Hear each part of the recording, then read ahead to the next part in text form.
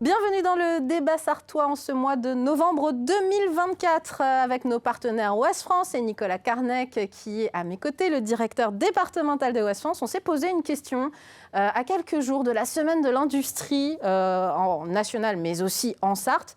Eh bien, pourquoi cette industrie résiste-t-elle encore aux femmes ? Des femmes dans l'industrie, on en connaît tous, mais des femmes à des postes clés, vous en connaissez sans doute beaucoup moins. En France, seul un quart des ingénieurs, toute industrie confondue, sont des femmes, c'est un fait.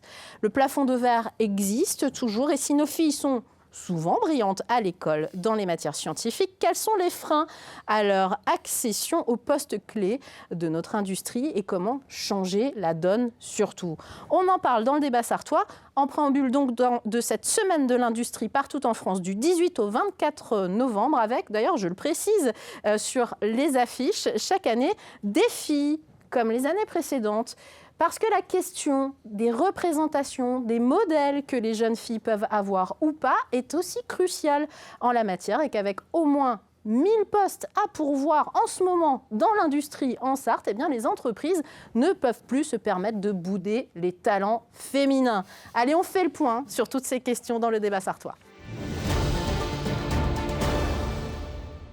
Je vous l'ai dit, Nicolas Carnec, directeur départemental de Ouest France, nous fait l'amitié d'être avec nous sur ce plateau. Merci d'être là, Nicolas. Merci à vous de l'invitation. Bonjour. Odile Nazar, ingénieure chez Valeo à la Suze et surtout marraine, vous le voyez, c'est affiché du réseau Elle Bouge en Sarthe. On va revenir sur l'importance de ce réseau et de ses initiatives. Bruno Pinheiro, vous êtes DRH.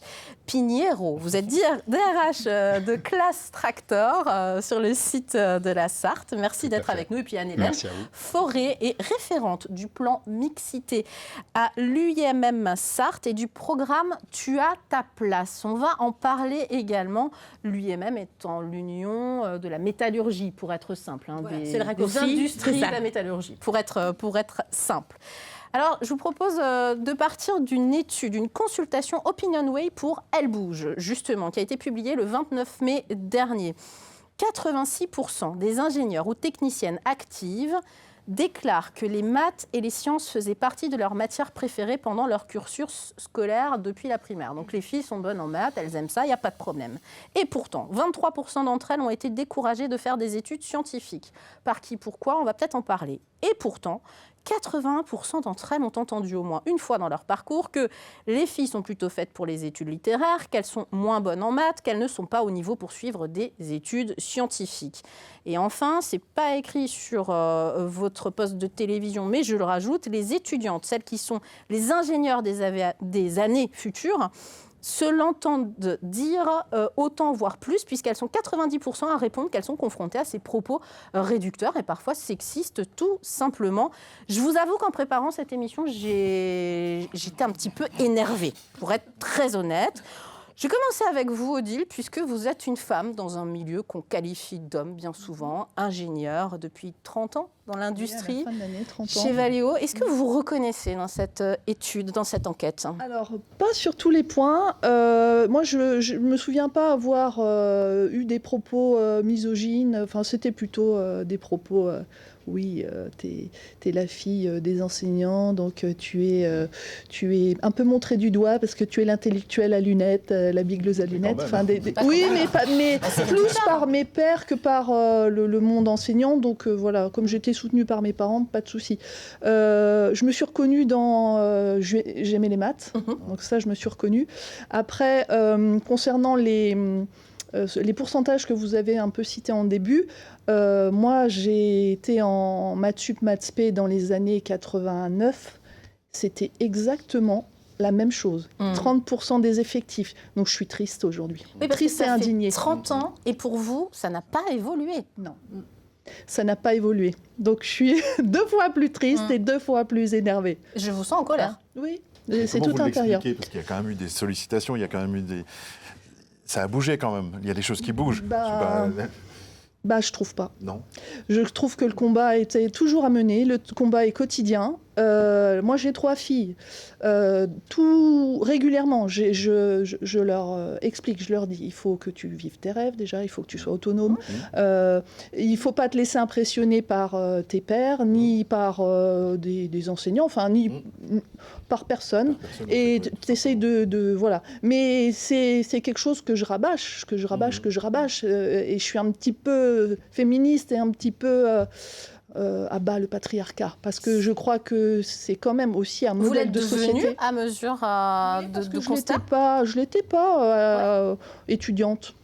À bas le patriarcat. À bas le patriarcat, je suis plutôt devenue comme ça depuis une petite dizaine d'années. Ah oui.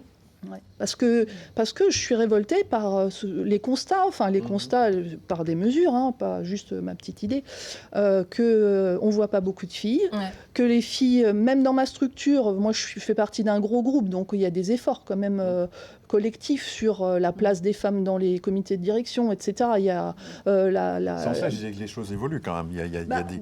En interne, dans les entreprises. Voilà. Donc c'est plutôt sur les programmes étatiques, c'est plutôt sur des politiques. Je vais donner un petit exemple. Je suis allée, Elle bouge pour l'orientation au lycée Touchard, là, un lycée de secteur. J'ai été quand même, c'était des jeunes filles de première. J'étais très surprise. Elles avaient déjà des restrictions dans leur tête, elles-mêmes, des problèmes de représentation. Donc l'année d'après, c'était un petit peu mieux. J'ai trouvé que elles étaient déjà peut-être plus motivées, puis c'était pas la même population. Mais en fait, plus j'avance dans mon implication dans Elle bouge, plus je me dis que c'est beaucoup trop tard. Je suis plus pour aller faire des actions de déconstruire les genres, d'amener des images de femmes ingénieures, de femmes techniciennes, déjà à l'école primaire. Question des représentations, Anne-Hélène Fauré. J'en ai parlé un petit peu dans l'introduction, mais c'est ce qu'on voit partout. C'est-à-dire tant que les jeunes filles n'auront pas des modèles féminins puissants, notamment dans les médias, elles se l'autoriseront peut-être moins. Oui, c'est ça. C'est exactement ça, de fabriquer des rôles modèles, des exemples, en fait, mais dès le plus jeune âge, en fait. Donc ça, l'UMM, ça fait partie des axes de travail que s'est donné l'UMM au niveau national. Bon, ça commence là avec des campagnes. Là, il y a eu un rapprochement avec les meufs de l'industrie, sur les réseaux sociaux. Mais il y a plein d'actions à faire à tous les niveaux. C'est-à-dire que là, c'est vrai que dans l'habitude de travail, c'est plutôt dirigé vers les collèges, lycées. Mais comme le dit Odile, c'est même avant ça, en fait, qu'il faut encourager à maintenir le goût des petites filles, en fait, sur les maths ou sur la construction, ou sur le fait de fabriquer elles-mêmes, collectivement, en groupe, n'importe, mais de pas, qu'elles aient... le rêve, ce serait que Mattel, par exemple, fasse des choses en lien avec l'industrie, par exemple. Mais Barbie Industrie, elle n'existe pas encore. Peut-être, on ne sait pas. Non, mais après, je pense que les parents ont une prise de conscience actuelle, déjà de ça, mais pour autant, on est tous, on va dire, conduits par nos propres biais, on va dire, et on n'a pas toujours connaissance de nos propres biais. Puis on n'a pas toujours le courage, peut-être, d'aller à l'encontre de tout un système, finalement, qui est difficile. Mais je me tourne vers Bruno parce qu'il y a 2 enjeux. L'enjeu, c'est de recruter des femmes, notamment à des postes d'ingénieurs. Aujourd'hui, c'est que 5%, les postes d'ingénieurs qui recrutent. C'est vrai que globalement, dans l'industrie, on est plutôt on recherche plus d'opérateurs que d'ingénieurs, il faut être clair. Il n'empêche, ils sont là, ces postes. Donc, c'est les recruter et puis les garder dans l'industrie, dans les entreprises. Il y a plusieurs choses. Déjà, il y a l'État qui nous a forcés à avoir des démarches aussi sur le sujet, il faut aussi le dire. L'index égalité homme-femme, par exemple, ça nous a forcés à regarder les données un peu plus précisément et donc à mettre en place des plans d'action. Même si dans l'entreprise, il y a toujours une contrainte, c'est qu'on reçoit des candidatures. Et ces candidatures, c'est comment est-ce qu'on arrive à les générer, comment est-ce qu'on arrive à raviver la flamme, ou à aviver plutôt la flamme des femmes pour l'industrie. Et ce qui fait qu'on ne doit pas uniquement parler de la place de la femme dans l'industrie, mais également de qu'est-ce que l'industrie.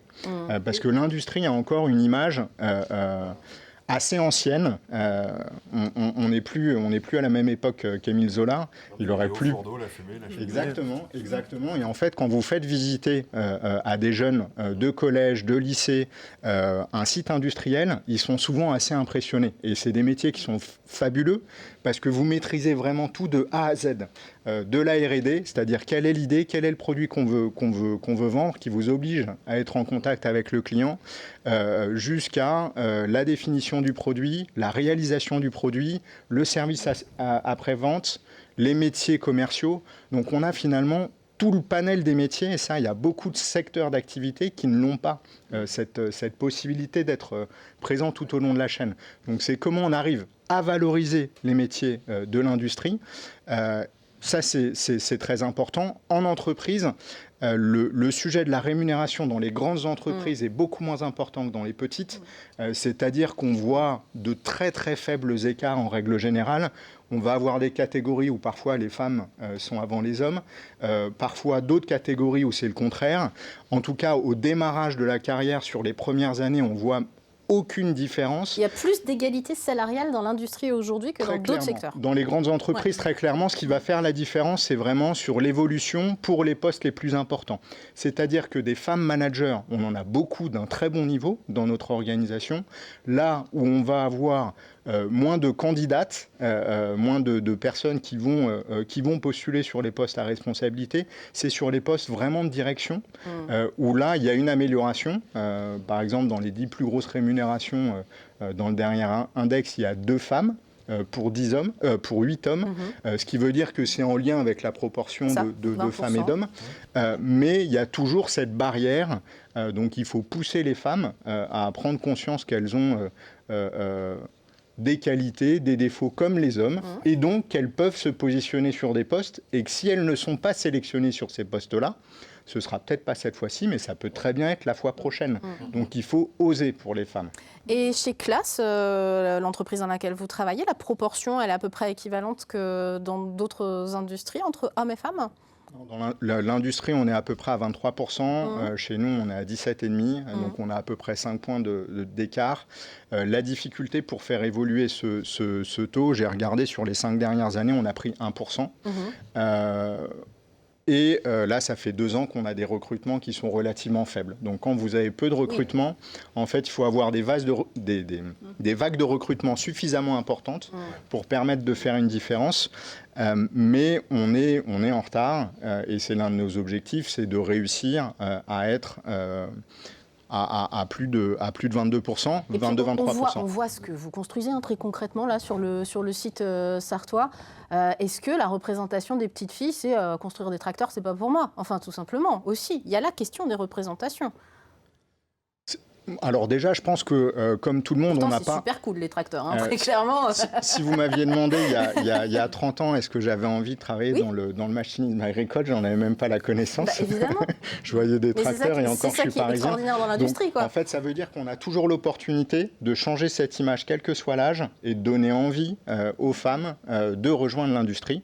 Donc il faut juste poursuivre et continuer à communiquer, et aussi faire visiter nos usines.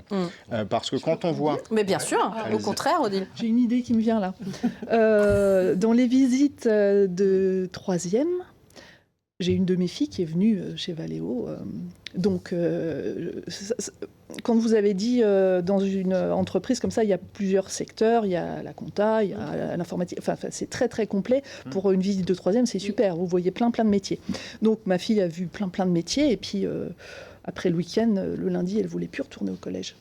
C'était trop bien l'entreprise. Oui. Donc en fait, je pense qu'il faut jouer certainement sur le côté ludique d'une visite. Voilà, on voit plein de choses. C'est quand même plus intéressant de faire un stage de 3e dans une industrie où vous avez moult métiers que d'aller à l'école, par exemple, ou chez le vétérinaire où vous voyez qu'un tout petit bout de la lorgnette. Donc ouais, les visites, promouvoir les visites.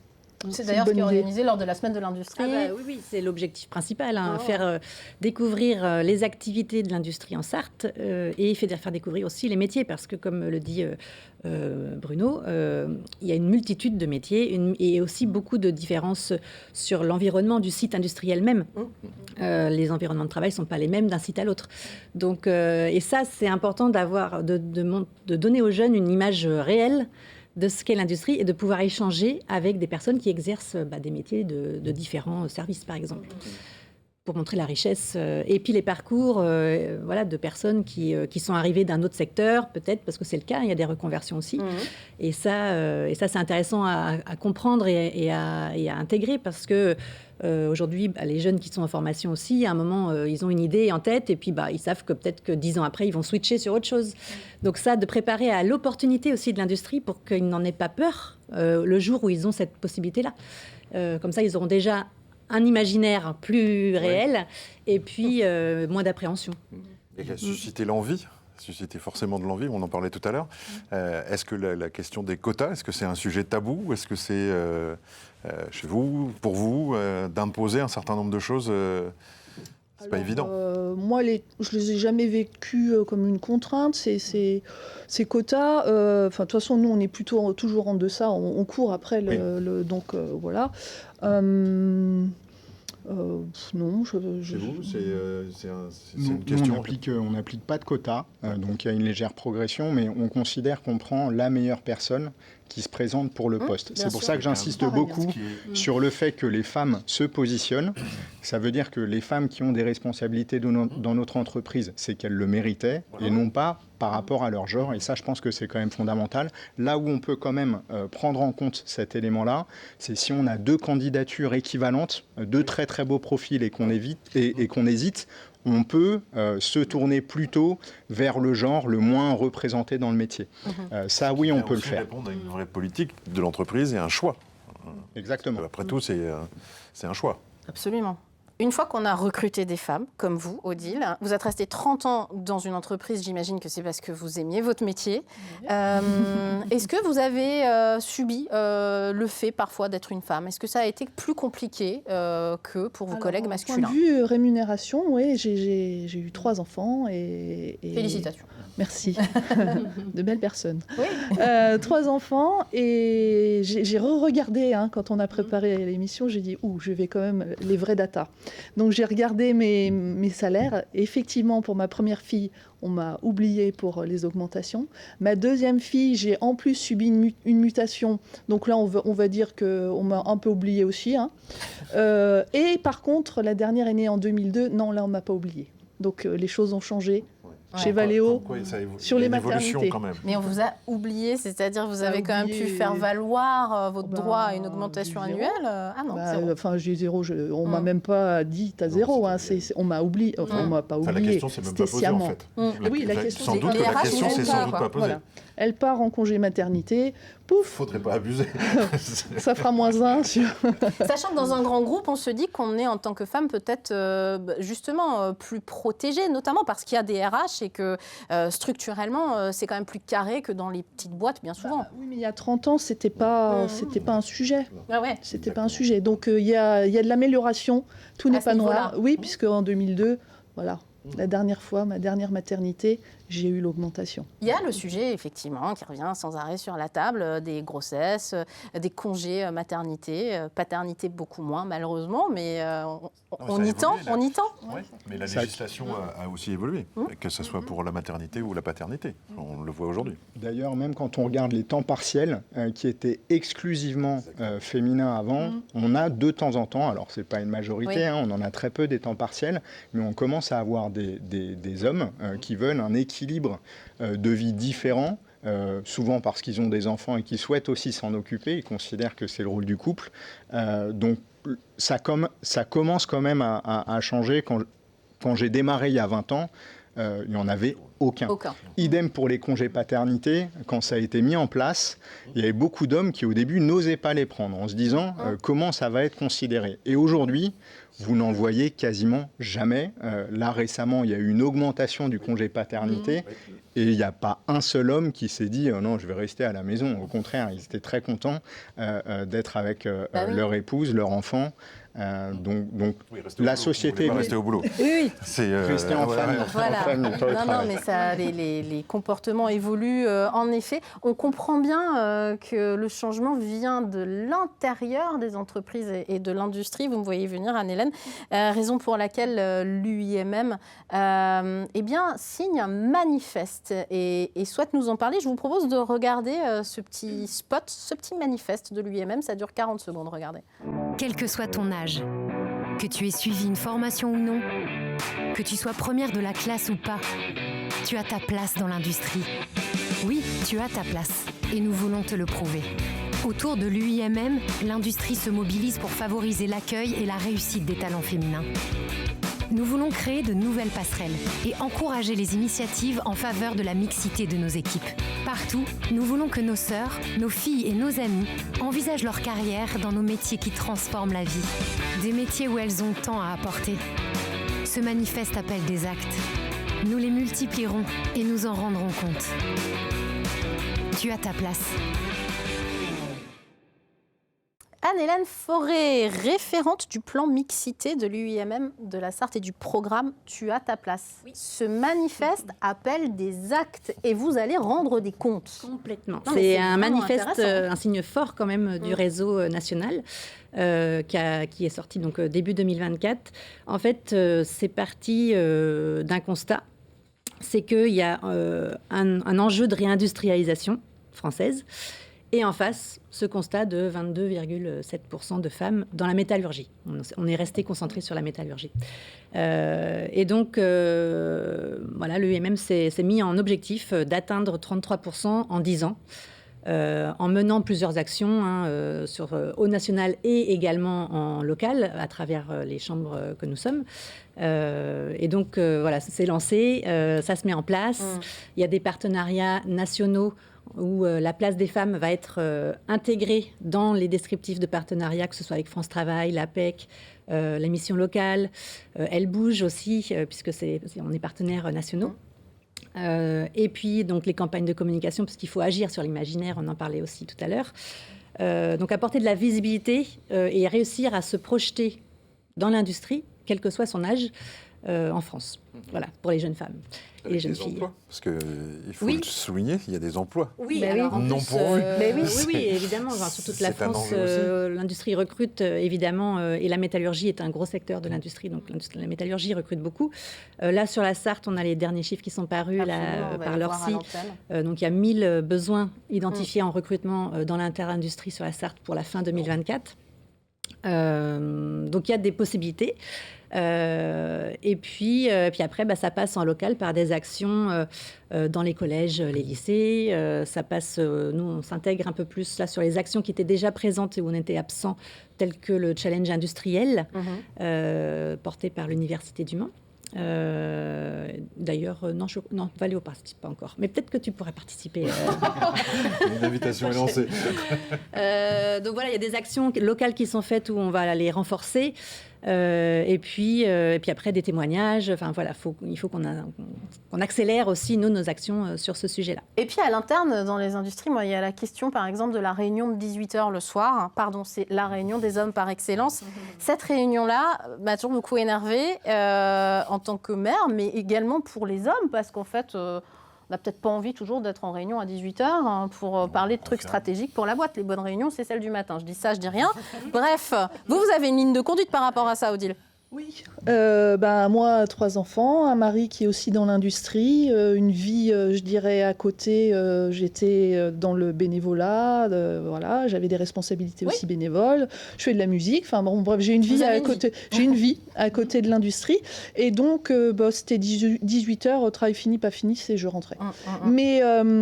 Mais c'est à double tranchant quand même que ça met une charge mentale importante parce qu'il faut gérer le temps imparti. Voilà. Et donc, Bruno. Je pense qu'au contraire, c'est l'une des forces de l'industrie. C'est qu'en fait, les équipes de production, en règle générale, commencent tôt. Et donc, toute la ligne hiérarchique va essayer de se caler au maximum sur les heures de l'usine. Alors, bon, il y a différentes usines qui peuvent être en 2-8, en 3-8, etc. Mais ce qui veut dire qu'à 18h, dans beaucoup d'industries, l'activité, elle est déjà plus très importante. Les réunions de codir en général dans les grands groupes, c'est un petit peu à n'importe quelle heure, surtout quand on bosse à l'international. Après, c'est peut-être une fois par trimestre. Non, mais si on parle de la montée en compétences, c'est un vrai sujet. Bref.